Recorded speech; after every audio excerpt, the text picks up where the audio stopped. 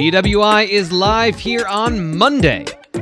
Good afternoon. I'm your host, Thomas Frank Carr, BWI Live. Penn State wins 28-20 over Auburn in their annual whiteout game, and the BWI staff and I are here to recap that game and tell you, at least in our opinion, what that means, what that win means going forward for Penn State football, along with some other news and notes that come up. First off, let me introduce who is with me today. Above me on the screen, you see Dave Eckert. He is our staff writer here at Blue White Illustrated. Good afternoon, Dave.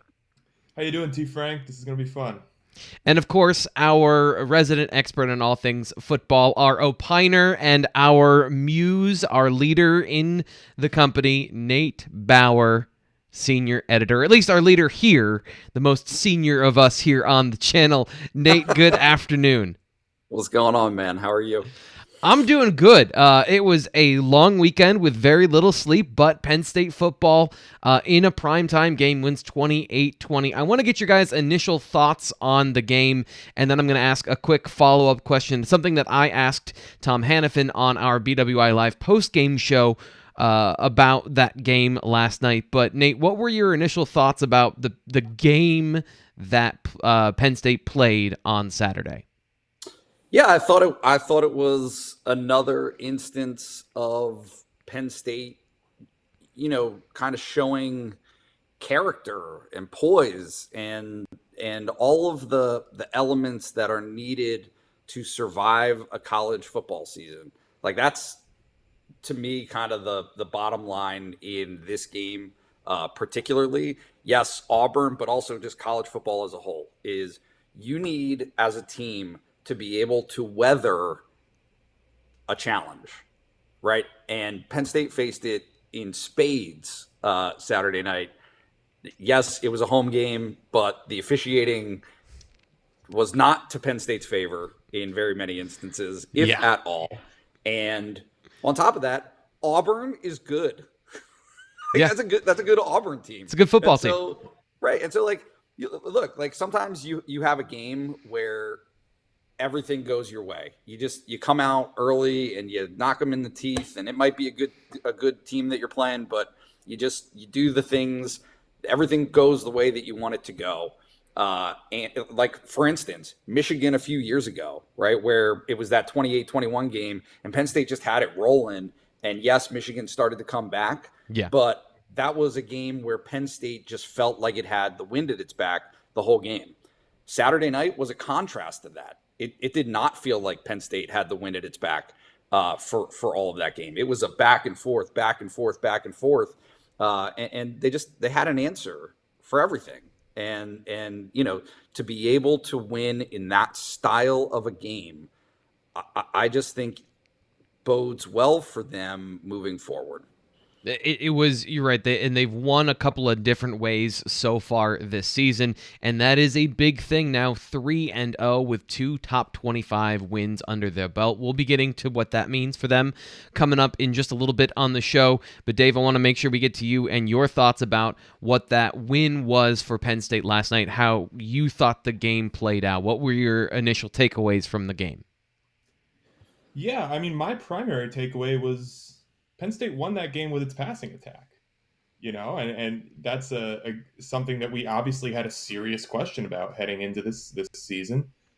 Serious questions about Sean Clifford, but you look at the stats: 302 passing yards out of 391 total yards. They really could not run the ball very well at all. They averaged 2.7 yards per rush, which is not good. So yeah, that's kind of what I left the game thinking about was, Mike Yurcich, Sean Clifford, Penn State's weapons. That's what won that game for them. It wasn't, hey, Sean, go manage the game for us, don't turn the ball over. It was, hey, Sean, we need you to win this game, and he Yeah. did. So that's what I left really impressed by. Yeah, and it was an efficient passing attack, and it was one that was, you're right, it controlled the game for Penn State football at certain points and certain critical points as well. This is the question I have going, just kind of a fun aside. I was trying to think last Saturday night of all of the whiteout games that have been like good games, like this one obviously lacks the divisional, Big Ten East feeling about it. Like the stakes were not as high because it was an Auburn team. But I thought the game, to both of your point, the way it played out for Penn State was a phenomenally watchable, fun game. Where does this whiteout rank for you in the ones that you can remember over the last couple of years? Nate, what do you think? Yeah, it's either second or third, right? And yeah, that's pretty good. Yeah, no, I would say so. I mean, I think that the Michigan game with the 4 overtimes in 2013, it kind of depends on your perspective, but in the moment, that 2013 game was so big because of kind of just the circumstances that the program was in at that time, right? It was just a very difficult time for Penn State football, and to be able to beat a ranked team and to do it in the fashion that they did was crazy, right? I mean, it was bedlam. But that said, 2016, obviously Ohio State has to be right there, right? Like that is, that's a game where Penn State was really at 3-2, I think it was, right? Like things were not particularly strong either in that sense. Brought a number 3 or number 2 ranked Ohio State team into Beaver Stadium, and nobody will ever forget that Grant Haley touchdown return off the field goal. So no, it's right there though. Like that's the whole thing. Is this was an eminently watchable game. The crowd was into it the whole time. Yeah, it had all the twists and turns. It really did have everything. Yeah, I think that's a really fair point, that nothing is going to top that 2016 game. I can't imagine. That's really what it is. As far as the stakes were a little bit lower in this game, but I think that's pretty clear for everyone that 2016 game stands apart. It's among the rest of them that I think that is the interesting conversation. Dave, is that how you see it, and where would you put this one amongst your, I guess, your personal favorites of watching the whiteout and the entertainment and the watchability for you? Yeah, I think that's probably fair. My frame of reference compared to you guys is much smaller. I'm a little bit newer to this, but my first one was that Ohio State game. Pretty good place to start. Yeah, you'd have to say. So I think I would stick it behind that one for sure. But it was awesome. I had a great time. I'm writing about it a little bit in my column today. But my dad actually sent me a text when it ended, and he's like, "Hey, stop and smell the roses a little bit. That was awesome." And I was like, "He's right. Yeah, that was really cool. That was really fun." So yeah, I think definitely number 2 for me. I have to say, my wife has been to, because I do this here, and because I work with you guys, I haven't been able to go to a game ever with my wife just as a casual observer. She has been, and thus she goes to games without me when she does go to games. She has been to 2 games in the last 5 years. 2016, Ohio State, whiteout, and last Saturday. I mean, she has gone to some of the best games that the whiteout has given Penn State over the years. I don't know how it happens, because like she has friends that give her tickets here and there, and she'll go to some and she won't go to some. But it seems like she just has this lucky streak of going to the best games that Penn State has played over the years. Where does that? And I want to go back to the 2019 one before we move on. The way that game was, it was super dramatic at the end. But what was missing from that game to put it in this conversation? Because I do think it is missing something from that game. Dave, what are your thoughts about like that 2019 game where Michigan could have won it on the final play. And they drop a pass, but everyone just goes, about that game. Yeah, it didn't have the same tension throughout, right? In this game on Saturday, you felt at almost any point, maybe not when Penn State was up 2 scores briefly in the third quarter, I think it was, but you felt like Penn State could lose that game. Yeah. That Michigan game, I didn't really feel like that until Michigan had the ball at the goal line, and everyone's like, oh my God. But yeah, I think that's kind of where I stand. It's just this game had so much jeopardy throughout it. And I do think that the officiating stuff that Nate kind of pointed to a little bit there too is a factor, because it just gave the stadium this energy, like, we're being screwed over here and we're angry about it. So that added a little bit to it for me too. Yeah, I think, but really I go back to the jeopardy and kind of the absence of it in that Michigan game. Yeah.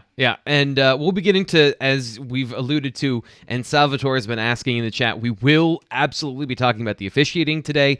We'll also be getting to some of the more game-specific stuff over the course of the show here, BWI Live on Monday. Thank you for joining us. We're going to be doing this going forward throughout the season, a live recap show with the staff of Blue White Illustrated. And if you're joining us live right now, we're going to be doing something this year with the Super Chats. If you know what that is, we've done it on a couple of videos now, and you're back and you want to donate to the channel, all you got to do is put your donation in, and your question will come up in a special box, and I'll make sure we get to those questions. We'll be answering them throughout the show today. So if you want to get your question answered, we'll be doing that with the Super Chat function, and you have the experts right in front of you. If you want to know something, have at it. We'll answer those questions. But I want to get to this next question when it comes to Sean Clifford. And we've talked about it already. Dave, you hit on this. But Nate, you and I have been having this season-long dialogue about Sean Clifford, who he is as a quarterback, and what his performance level can be. You are one of the few people who has maintained the entire time that he's capable of those things. Now that he's shown it on the field, I know for you, probably doesn't change anything, but does that change what Penn State is capable of this season? No, not for me, just because I thought that Penn State was capable of quite a bit to begin with. And all of it for me was based on, was Sean Clifford the liability last year, or did he have to try to be something more than he was for them to have any chance at success based on the personnel issues that they were facing? That has been the eternal question about what last year was, because to some people you could look at it and say, no, there were enough solid pieces around him last season, even with the loss of Noah Cain, even with Journey Brown out, to be able to go out there and still win games, that offense was still capable of winning games. My argument was that it wasn't. My argument was that the loss of your 2 starting top-end running backs was too much to overcome with an offensive line that was not anywhere close to where it needed to be in a ground-up rebuild from Phil Troutwine. There were unproven receivers after Jahan Dotson. Jahan Dotson last year, people forget, was an unproven receiver going into last season. All of those things, that was my whole summer pitch, was it wasn't Sean Clifford alone that lost Pat Freiermuth 3 games into the year. like the Murphy's Law element of last year's offense created circumstances that made it untenable for Sean Clifford to have success. And it ended up biting him way worse and affecting him personally way worse than it did everybody else, right? And that's the nature of the position. Yeah. But I thought that it was to a certain extent unfair. And so my frame of reference then throughout the offseason was, if you surround him with pieces that are capable, that are not just capable, but really good. Jahan Dotson is really good. Yeah. Noah Cain probably hasn't lived up to maybe what expectations are, but Yeah. those are good. Those are good running backs. That's a good stable of running backs. The tight ends, as they demonstrated on Saturday night, those are weapons. Like to have all of these weapons all over the place, and then have an offensive line that didn't allow him to be sacked against a defensive front that is very good, that we anticipate is very good. Both Auburn and Wisconsin, that offensive line held its own. Yeah. So to have all of those elements in place where he doesn't have to go so far out of his way to try to do things that he's not capable of allows him to focus in on what he is capable of. And I thought that he performed that and executed that. Like, that was a Sean Clifford game. That is what he's capable of doing. Yeah. Maybe a little bit better than what we necessarily anticipate in terms of accuracy, but that's him. That's the style of game that I think Penn State can expect from him now and moving forward. Dave, you're into the PFF stats.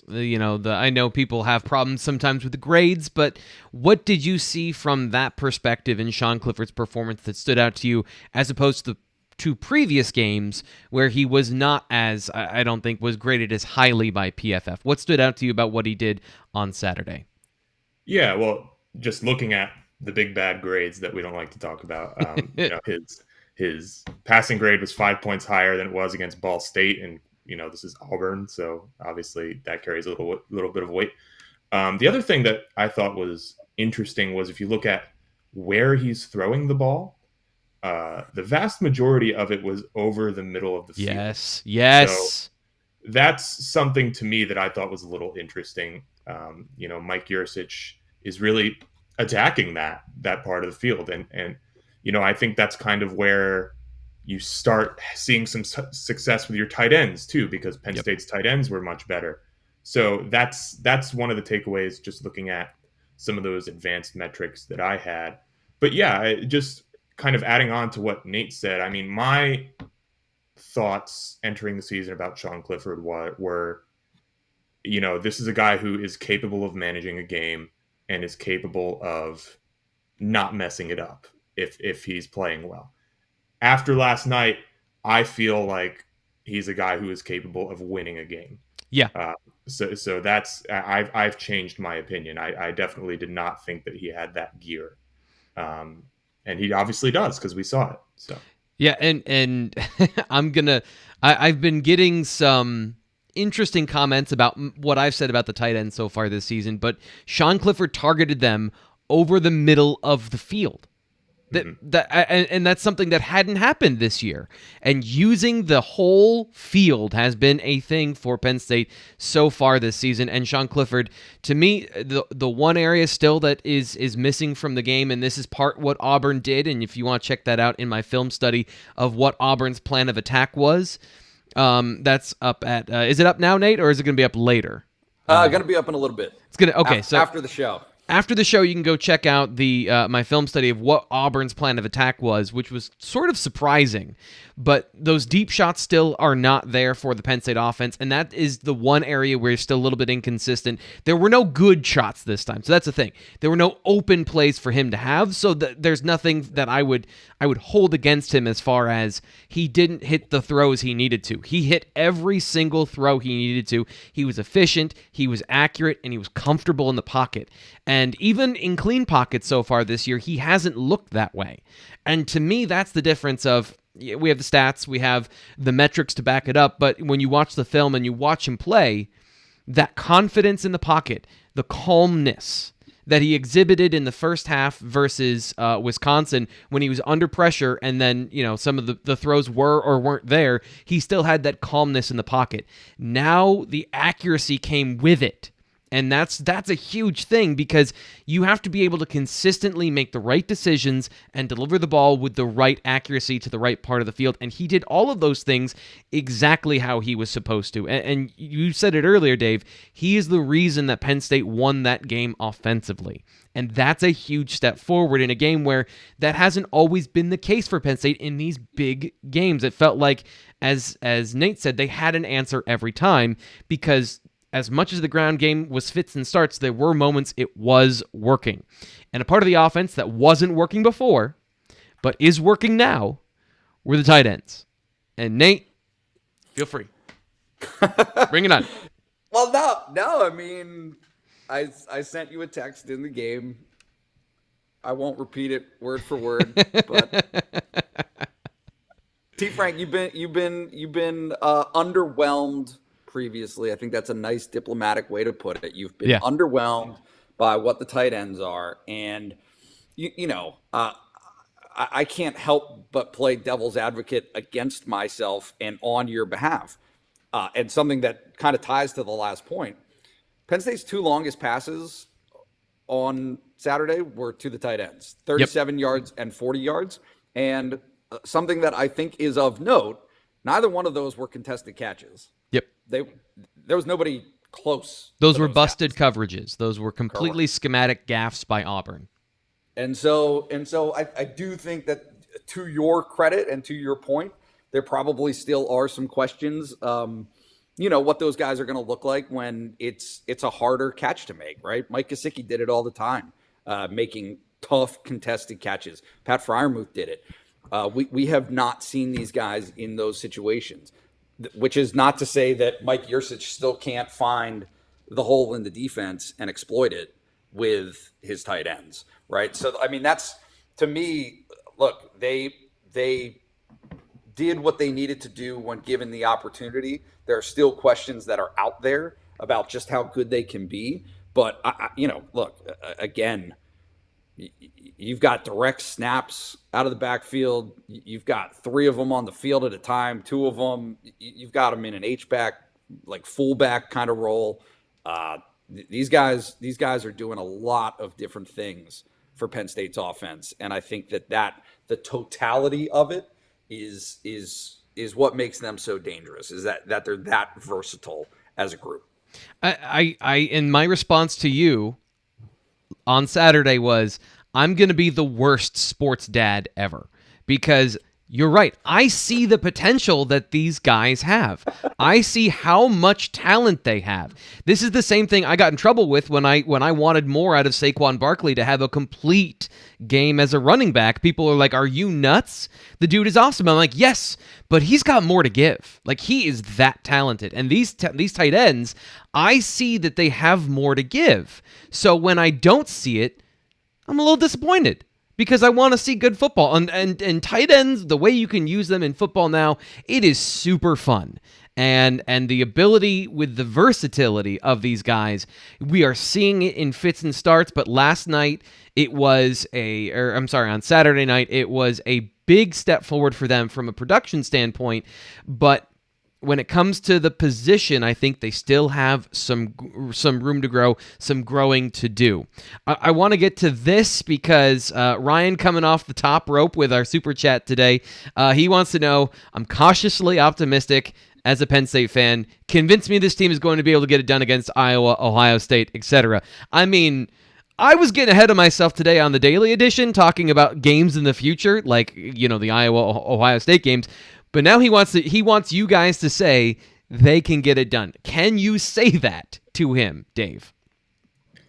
I can say it about Iowa. I have questions about Iowa's realness.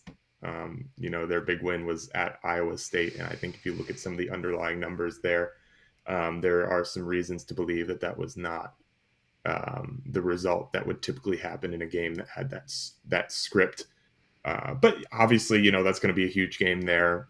Big atmosphere on the road. That's not going to be easy, but I'm confident that they can win that game. And Ohio State, they look vulnerable. Yeah.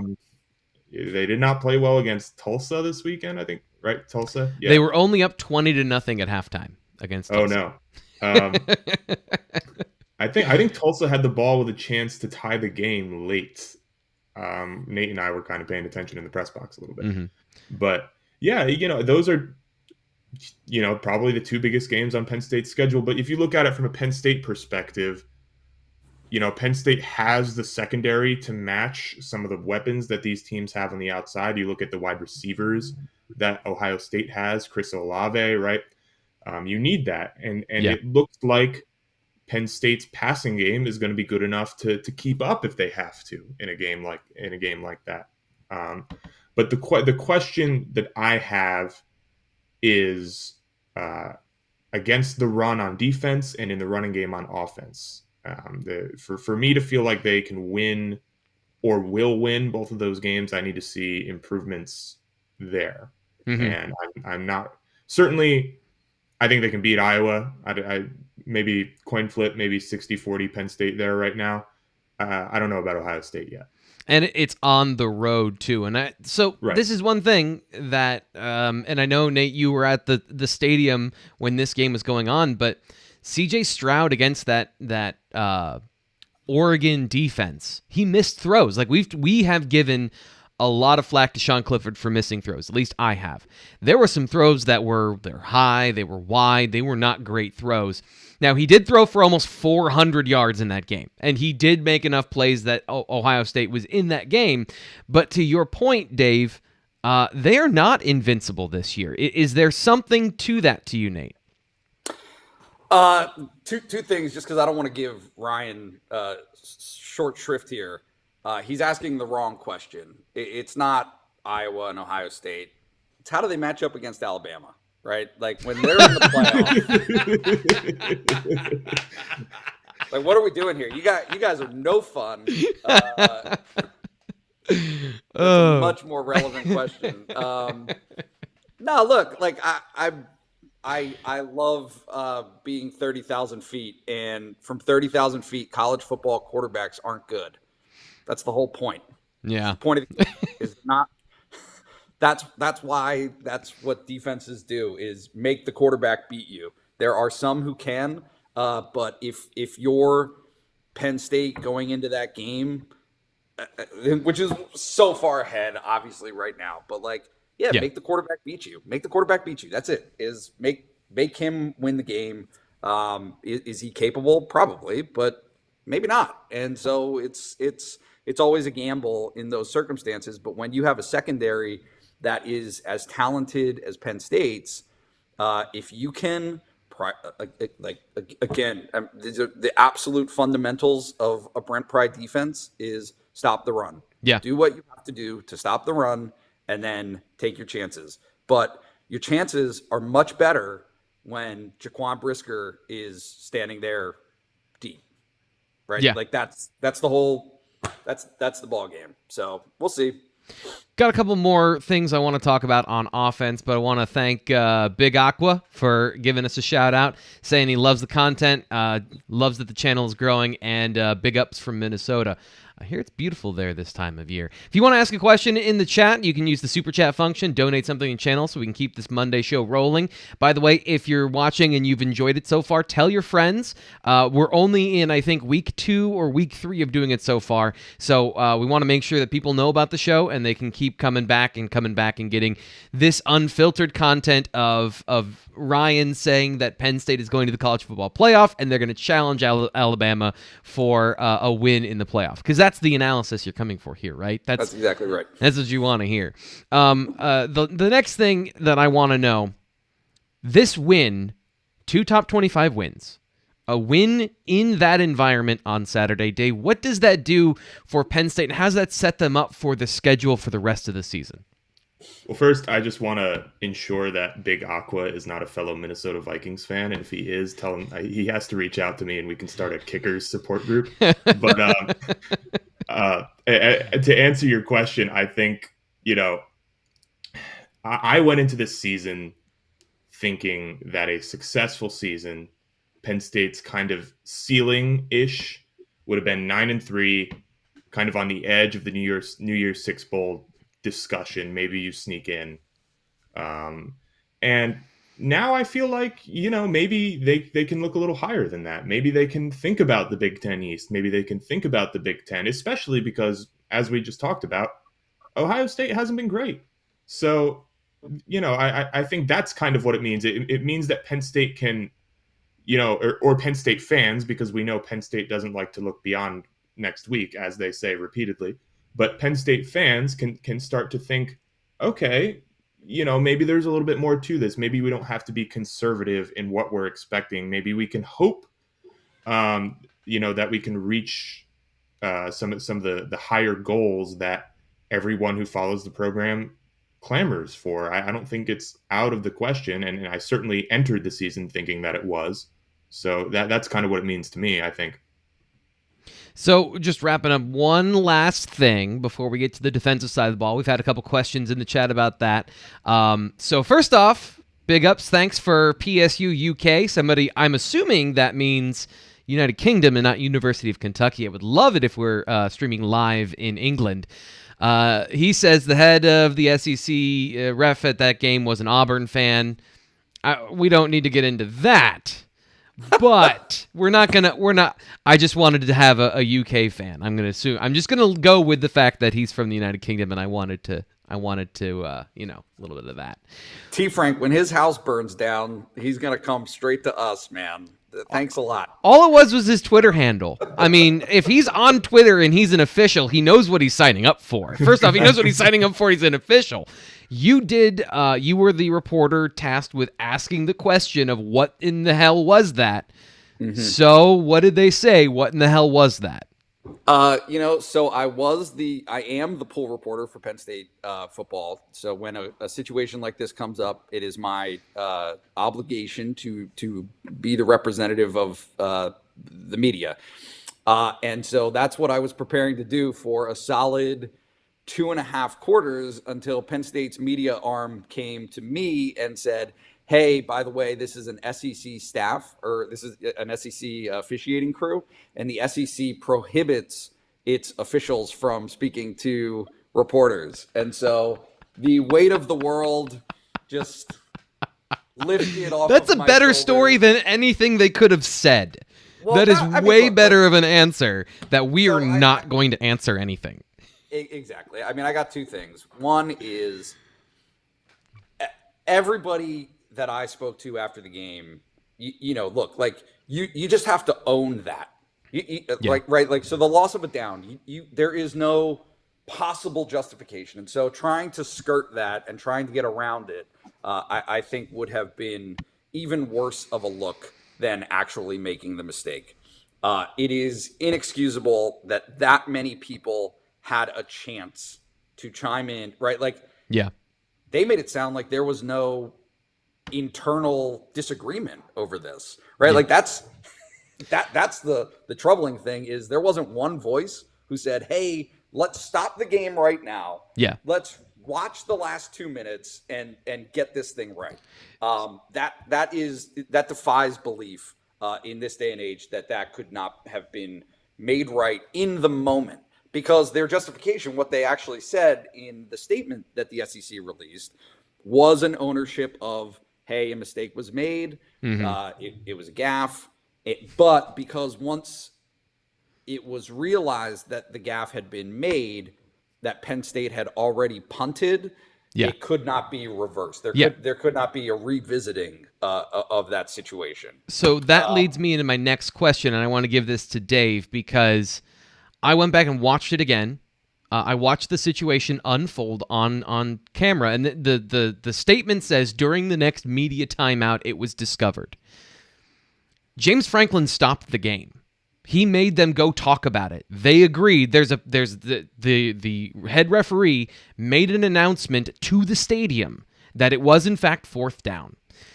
I have seen a couple of people say that, obviously, the refs are taking the brunt of the blame. But, like, should James Franklin have done more in that situation? Should he have gone and lain on the football? Like, what is the responsibility to make sure that doesn't happen? Like, how much more can he have done in that situation? It's a good question. I feel like I led the witness there, but your thoughts? I think that just throwing a total tantrum and making it this huge thing might send a message to your team that you don't want to send. Because in reality, look, it's inexcusable. It's awful. It could have had a massive, massive influence on the outcome of the game. I think it was 3rd and 12 it would have been or something. So the odds of Penn State converting that are slim. And, sending a message to your team that, we're being screwed. We have no chance. If this doesn't get overturned, we're just, that's it. I'm just going to freak out. I don't think that's ideal. So maybe I might stop short of the laying on the football option, but certainly managers do it all the time. That's all I thought. Is it, if a minor league manager can go out there and he can steal home plate, then maybe James Franklin can go kick the football into the stands or something. I don't know. Yeah, he needs to take some lessons from Bobby Cox, I guess. But yeah. No, Mike Taylor in the chat, he's got it right. You call timeout. Yeah. That's if there's I mean it's one of those things though where you don't put ownership of the rectifying the issue on the person who is aggrieved, right? Like right. That's not right. But if there was recourse, if there was something that he could have done, that would have been it for sure. Yeah, and I think that's a good point. That is the one thing he could have done, but should he have to? That's the question again. Is should he have to? Wasn't and I'm forgetting, it's escaping me, but I mean this happened at Wisconsin with, wasn't it the targeting call? Call. Yep. Right, like Paul Chryst called time. That play would not have been reviewed had it not been for Paul Chryst calling timeout, and they got that timeout back. Once that targeting call was reviewed and he was ejected. So, maybe that would have been a way to handle it. But I think there's a broader issue here, which is that was the most egregious officiating mistake, but it was one of many that were problematic through the evening. It right? that wasn't even the first time that the chains had been wrong. James Franklin had to correct them about the chains moving at one point as well, I believe. And that was one thing that Kirk Herbstreit mentioned on the broadcast, but that wasn't even one of the obvious on the field things. Yeah. People that I talked to that were on the field, nobody heard. And now granted, you never know. It was so loud. Nobody heard a whistle on the PJ Mustipher fake punt. Yeah. Forward progress, whatever you want to call it. Like there was no indication that they had blown that play dead. That, look, like, and obviously he got it if there was no whistle. So that's problematic. The two, intentional grounding calls, one called on Penn State, one not called on Bo Nix. Do you guys remember the one that happened to Sean Clifford in 2019? It's not even the first time somebody's called that intentional grounding on a miscommunication. I don't understand how officials don't understand intentional grounding. You saw Parker Washington, like they were very clearly looking at each other, and Parker broke the route off. Like, yeah, but there's what else is there? the point. See, this is the point of intentional grounding is to avoid a sack. Like, I don't know if Brandon Smith is coming free up the middle and you have to roll out of the pocket and throw the ball away inside the tackle box. That would be intentional grounding. A miscommunication with no pressure whatsoever is not intentional ground. Like it's the if this then that, and it didn't meet the first criteria. I just don't understand why this keeps happening to Sean Clifford, because it happened in a game, and I think it was Purdue in 2019. He threw the ball down the seam. I think it was KJ Hamler he was trying to target. There was another miscommunication, and he got called for intentional grounding. I don't know how this keeps happening. The fact that mistake is made once, but like, I think it might just be that refs don't like Sean Clifford for some reason, because that's the only thing I can come up with. It seems to be a him-specific thing. I've never seen a misadjudication of intentional grounding like that, and it's happened twice. It's just purely mystifying to me. He's in the big red doghouse. I gotta go. I'm out of here. We've spent about 20 minutes on the offense, about 10 minutes on the referees, so we're right on schedule for what we should be talking about on the show today. We do have to talk about the defense before we wrap up, and this obviously is the side of the ball that if you start with the secondary, they are playing lights out. This is a team that has done a phenomenal job of recruiting talent and then deploying that talent in the secondary. Dave, is this secondary good enough to go back to Ryan's question earlier, are they good enough to go toe-to-toe with anyone they go on the schedule? Can they carry this team and this defense? If they continue to produce takeaways at the same rate, yes, definitely. If they don't, I think we're going to have some problems, in the run game. You're going to see teams just run the ball repeatedly against Penn State. But yeah, I definitely think as far as defending the pass goes, yeah, it might be. I would say it's one of the top 5 secondaries in the country. I don't have a problem with saying that. So certainly I would. Sorry, my cat is breaking in a little bit here. I thought she was out of the room. She's not. It's all good. But yeah, I would expect that teams are going to start running the ball repeatedly against Penn State. And until Penn State proves that they can stop it, it might not matter how good their secondary is. Nate, what are your thoughts on the Penn State secondary? Just how good can they be? Well, I just want to chime in and say that I thought that those 2 backs from Auburn were very good. Mm-hmm. Yeah. I thought, right. Like, I mean, sometimes you just got to take what you're given. And the fact that, look, like putting together drives of 15 plays, even on the ground, even when you're having success, is very challenging at this level. And so Auburn did it a couple of times, at least once, I should say, Saturday night. So, at some point you got to tip your cap to the guy that you're playing. But no, I'm surprised that they didn't have more takeaways on Saturday night. I thought they had a few opportunities that they weren't able to come down with. Castro Fields there was a pass deep down to my vantage point, the left sideline, that he didn't quite track, but he had an inside vantage point on. And then even, it's kind of silly to point it out, but Brisker could have intercepted the last pass of the game. Yeah. And there were 2, and this is something, again, a couple of things here. There were 2 based on his coverage alignment. One of them was he was playing cover 2, and they had 2 guys going down deep downfield. He was playing the guy, not the ball. If he had played the ball, expecting it to go out the back of the end zone, like just based on alignment, he could have had another 2. And one of them was the play before where he I think he pulled a cramp, he had a cramp or something, and he couldn't quite get to the ball. Bo Nix was not accurate. And yeah, they could have had at least 2 or 3 other plays on the ball in that game.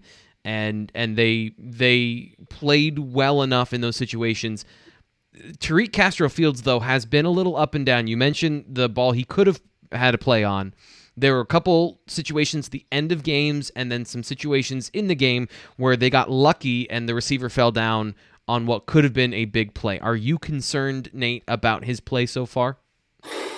I don't know if concerned is the word, but is it something to watch? Sure. When you've got a kid like Kalen King, kind of waiting in the wings, maybe you start to see that distribution change a little bit. But I always take the coaches at their word, and their word is both what they say and how snap distributions play themselves out, right? Like yes, they think the world of Tariq Castro Fields and think that he's a heady veteran and, all of those good things, but also the fact that he's playing as much as he is, there is no like, oh, we're rewarding the senior.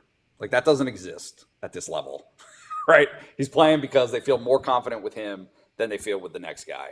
So that maybe raises some questions about susceptibility, some vulnerabilities that they might have.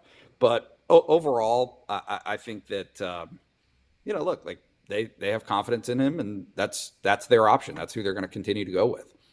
Yeah, and he to point out, he has not played bad. There have just been, of the guys in the secondary so far, he has been the one that has been targeted with a little bit more success. Joey Porter Jr. has taken a big step forward. I did a BWI Daily today on this particular topic of just how good is the secondary and how good they can be. Him making more plays on the ball and being at the catch point is a big thing, and somebody's got to be thrown on. And so far, he's the only guy that anyone's really had success against. Penn State hasn't allowed more than 175 yards, or it's under 200 yards passing. I don't know the exact number, but under 200 yards passing in any game so far this season. So they have put a lid on everything, and they've been making plays on the ball. Dave, to your point about the running game, and I want to circle back to this. This is my only thing to say about the running game. It is a problem in certain aspects. There are problems, I think, with gap dependability in the front seven, where especially on the backside of runs, sometimes the gap integrity gets a little loose. Guys that are filling in the run game aren't hitting that properly at all times. But the important thing to know is they are getting stops and getting tackles behind the line of scrimmage. For every 2 or 3 runs they give up that are 8 or 9 yards because of that gap integrity, they're also shooting into the backfield. Jesse Luketa, PJ Muslifer, Brandon Smith, Arnold Ebikidi, they are getting on the other side of the line of scrimmage and making big time plays.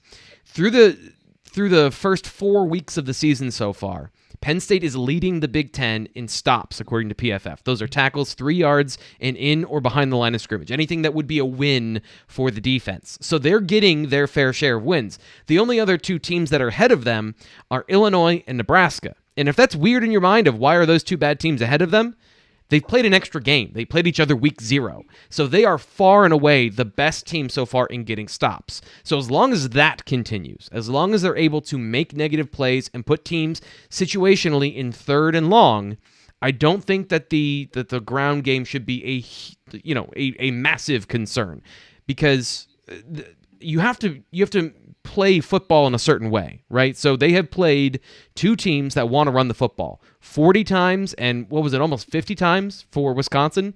You're just going to get yards. At a certain point, you're going to get yards. Is that a fair thing to say on that, Dave, or are you still have concerns about the running game and how much they can generate stops and just in general contain the running game?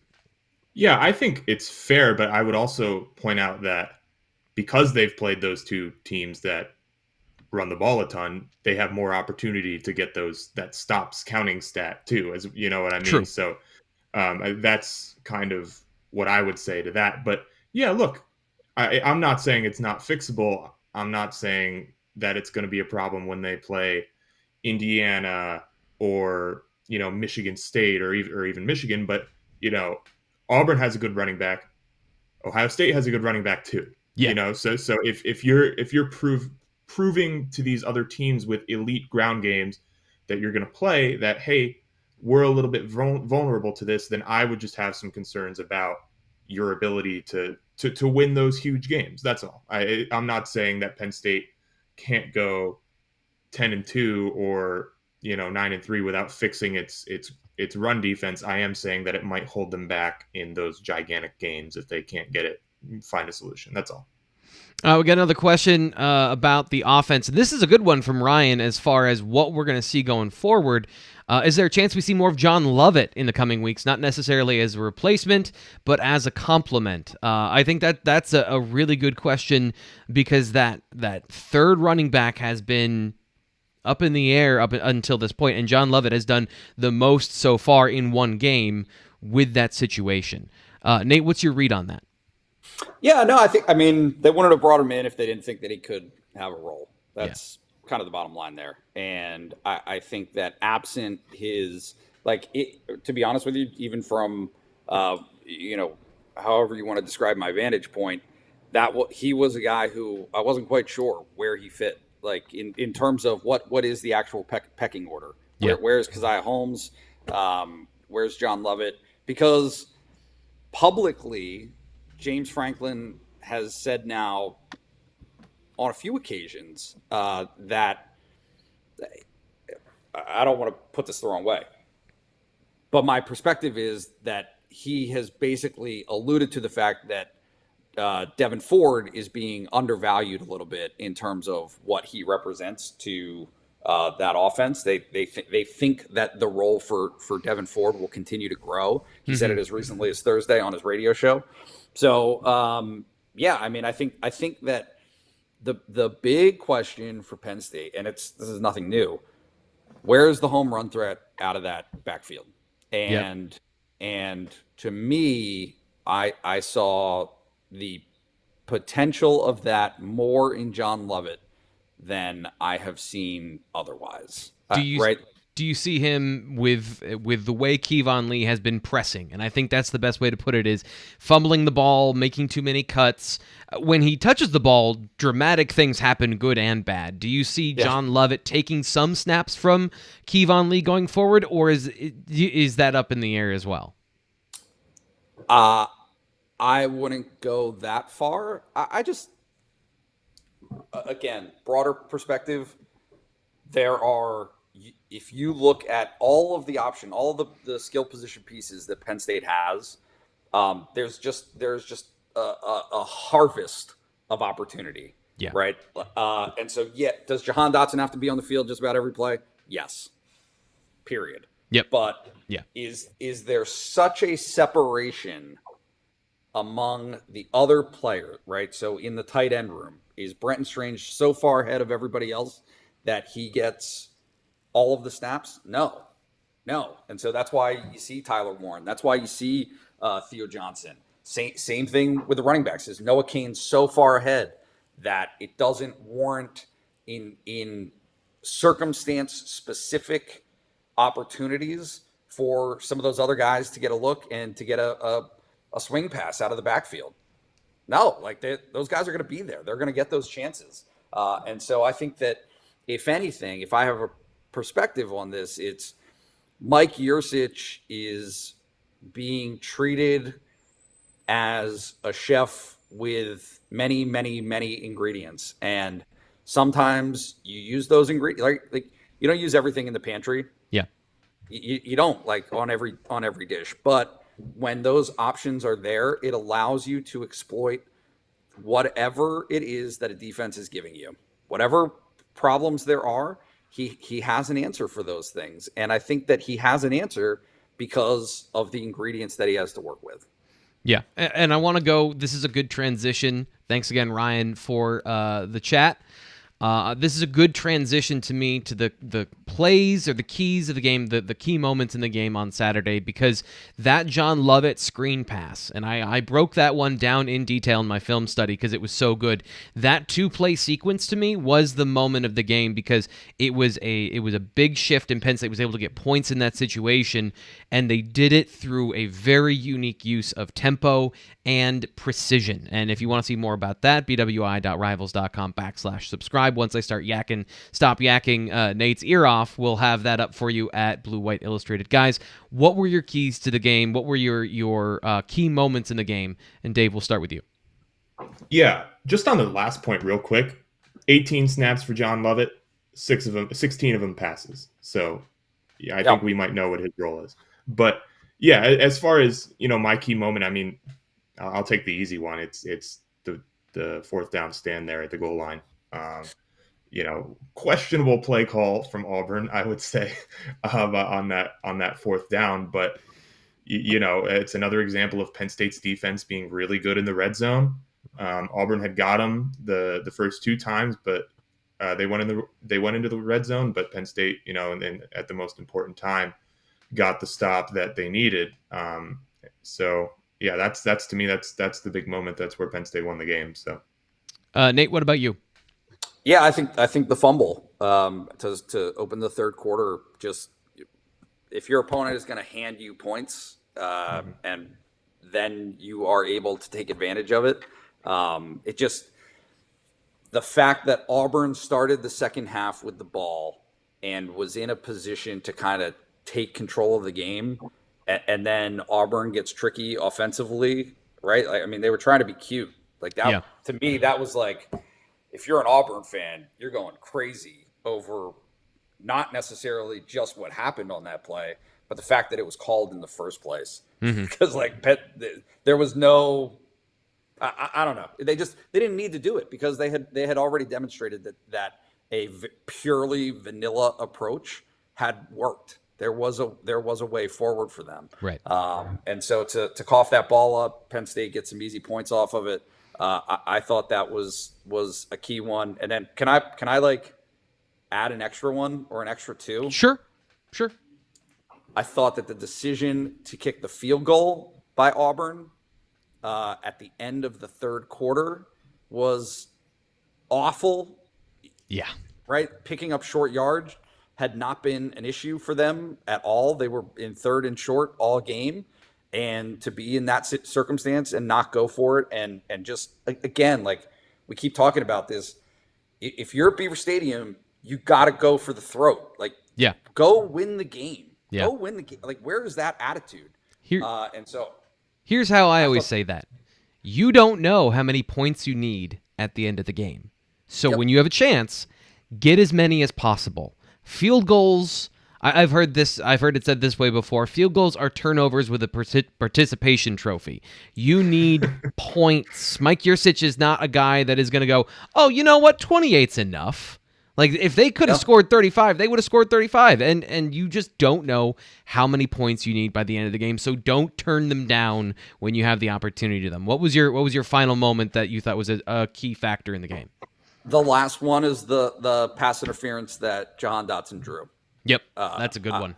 You're backed up against your own end zone, almost a safety, arguably a safety, the play before.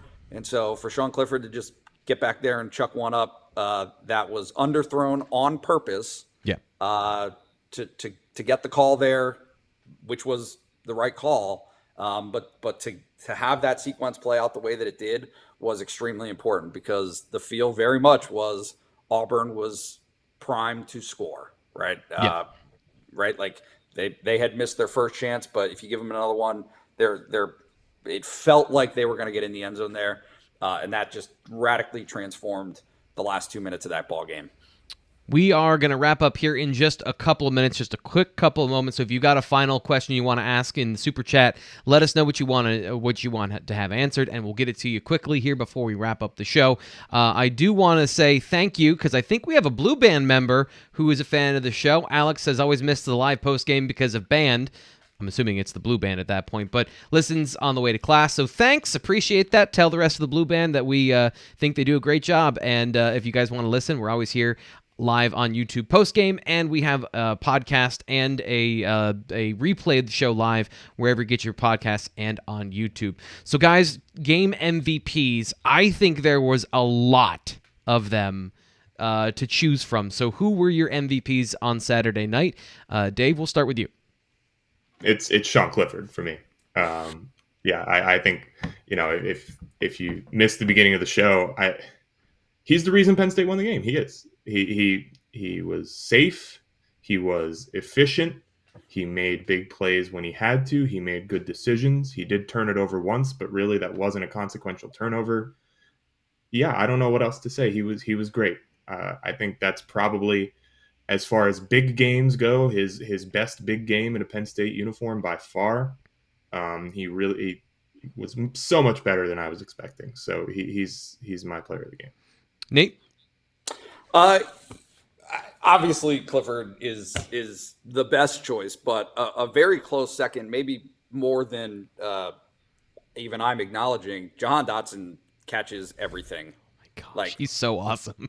Like I don't think we appreciate enough how good he has been. When you get a guy at that level who, he was third team All Big Ten last year, right? Yeah. And that was coming off of a great season. I think that my hope is that the talent that he truly represents is started to be appreciated a little bit more, because that is a massive difference maker. We're talking about how good of a game Sean Clifford had.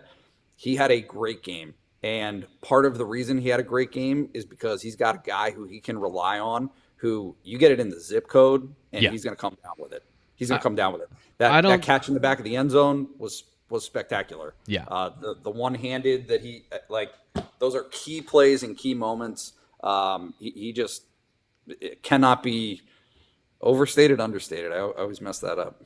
But he's really good. Yeah. Yeah. He's really good. Yeah. He had another good game. Yeah, that catch, that one-handed catch, I don't think people realize how hard that is to do. To have that level of body control in the air, to have your hands independent of the rest of your body in your mind. Like your brain's ability to operate multiple parts of your body in unison, but in different aspects. Like the level of dexterity that takes is insane. And he makes it look like it's not a big deal. And I just, like, that is one of those things that's always super impressive when athletes do crazy things. That's why I love football, because you see the craziest stuff happen in football. And Jahan Dotson doing that is right up there with some of the crazier things I've seen on a football field. Just to chime in briefly, I had an interview with Dwight Galt Penn State strength coach, before the first game of the season. And I asked who had the best hand-eye coordination on the team, which was not necessarily asking for a receiver or a running back, or right. I mean, it could have been a defensive back, whatever. And he just said his quick twitch, like his ability to make his hands work in unison with his brain is at a level unlike many things that he's seen ever. And so the entire preseason training camp, there was talk about he's just making spectacular plays, and I think that's coming to fruition so far this year. Yeah, and it's we are the benefit of it. The people who follow Penn State football, either as fans or people who appreciate good football. I just love watching. I love watching that stuff happen. I want to thank Eric for the nice words in the chat. I want to thank everyone for coming in today and for watching the show as we wrap up. Put a bow on Penn State versus Auburn, the 28-20 whiteout win. I'll give you my MVP quickly. And I think it's unfair that we're all staying on the offensive side of the ball when I do think there were some pretty special standouts on the defensive side of the ball. I want to give honorable mention to P.J. Mustipher, because the reason that Auburn had those plays, and I get into this in film study, is because P.J. Mustipher had one of his better performances as a Penn State Nittany Lion. So he was great on the interior. But to me, when it comes down to everything we just talked about, whether it's Jahan Dotson or whether it is Sean Clifford, they were all put into a great position to succeed by Mike Yurcich. I was super impressed with the game he called. And I know a lot of people have problems with the short yardage runs and the trick plays. I think early on they were trying to hit a big play and they're trying to get an over pursuit by Auburn. And when he realized they weren't going to do that, they went away from it. And that, it takes the maturity, that takes a creative intelligence to be able to move on from what you want to do and just start calling the game. The concepts and the levels of intricacy in some of the play fakes that they had are next level. And it just, to me, it was super impressive. So as much as I think the players on the field were the ones that determined the winning and losing of the game, it's been a while since I've seen a Penn State offensive coordinator that has had that creativity to not only use formations and players and personnel properly, but then to know yourself and to break your own tendencies to then break the defense. And I thought there was a lot of that going on. So that'll be my MVP of the game on Saturday. But it was very much a good team win for Penn State football. Now they have Villanova coming up next week. And if you love the show, please come back. Don't go, it's Villanova, we'll see you next week. We're going to provide you insight no matter who the opponent is, even if they bring back Idaho, okay? So we are going to bring all of that to you here next week. And, of course, we'll have the postgame show, BWI Live postgame show. I'll be bringing you the instant reaction and analysis to that. For Dave Eckert and for Nate Bauer, I'm your host, Thomas Frank Carr. This has been BWI Live, our Monday show. Please subscribe wherever you get your podcasts and, of course, right here on YouTube. We will talk to you next week.